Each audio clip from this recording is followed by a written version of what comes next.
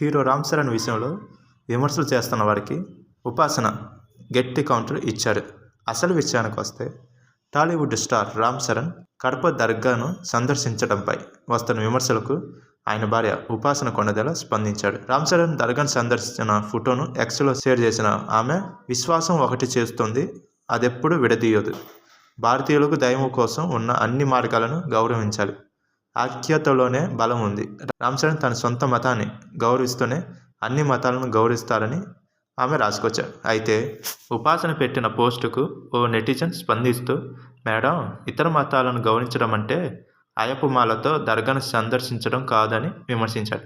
మన విశ్వాసాలను అవమానించకుండా వారి మతాన్ని గౌరవించమని పేర్కొన్నాడు. అయితే దీనిపై స్పందించిన ఉపాసన బదులిస్తూ, టైమ్స్ ఆఫ్ ఇండియాలో వచ్చిన మసీదులో ప్రార్థనలు చేయడం శబరిమల ప్రత్యేక సాంప్రదాయ శీర్షికను షేర్ చేశాడు. శబరిమల వెళ్లడానికి ముందు భక్తులు మసీదులో